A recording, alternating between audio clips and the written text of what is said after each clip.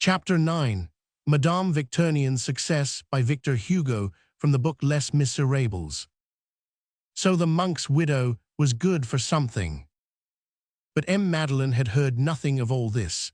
Life is full of just such combinations of events. Madeleine was in the habit of almost never entering the women's workroom. At the head of this room he had placed an elderly spinster, whom the priest had provided for him, and he had full confidence in this superintendent, a truly respectable person, firm, equitable, upright, full of the charity which consists in giving, but not having in the same degree that charity which consists in understanding and in forgiving. Madeleine relied wholly on her. The best men are often obliged to delegate their authority.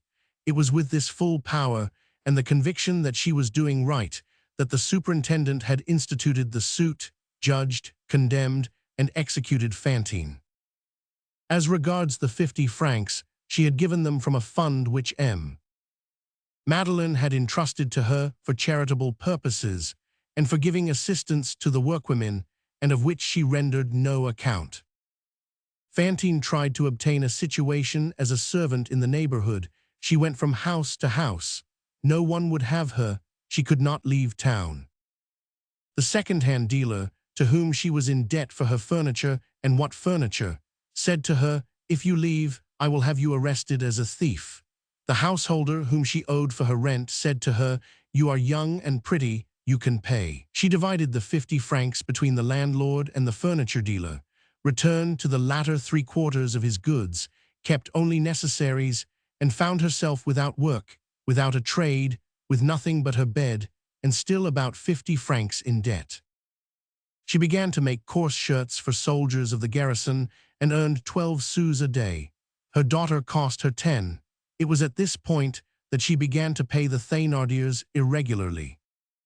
However, the old woman who lighted her candle for her when she returned at night taught her the art of living in misery. Back of living on little, there is the living on nothing. These are the two chambers. The first is dark, the second is black.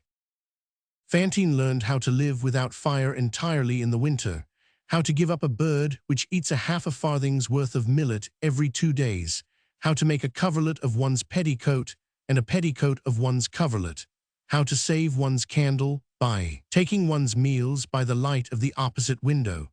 No one knows all that certain feeble creatures who have grown old in privation and honesty can get out of a sou. It ends by being a talent. Fantine acquired this sublime talent and regained a little courage.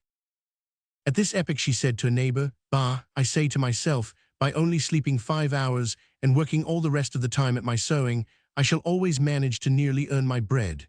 And then, when one is sad, one eats less. Well, sufferings, uneasiness, a little bread on one hand, trouble on the other, all this will support me." It would have been a great happiness to have her little girl with her in this distress. She thought of having her come, but what then? Make her share her own destitution, and then she was in debt to the Thénardiers. How could she pay them? And the journey, how pay for that? The old woman who had given her lessons in what may be called the life of indigence was a sainted spinster named Marguerite, who was pious with a true piety, poor and charitable towards the poor, and even towards the rich, knowing how to write just sufficiently to sign herself Marguerite, and believing in God, which is science. There are many such virtuous people in this lower world. Some day they will be in the world above. This life has a morrow. At first, Fantine had been so ashamed that she had not dared to go out. When she was in the street, she divined that people turned round behind her and pointed at her. Everyone stared at her, and no one greeted her. The cold and bitter scorn of the passers-by penetrated her very flesh and soul like a north wind. It seems as though an unfortunate woman were utterly bare beneath the sarcasm and the curiosity of all in small towns. In Paris, at least, no one knows you, and this obscurity is a garment. Oh, how she would have liked to betake herself to Paris! Impossible. She was obliged to accustom herself to disrepute, as she had accustomed herself to indigence.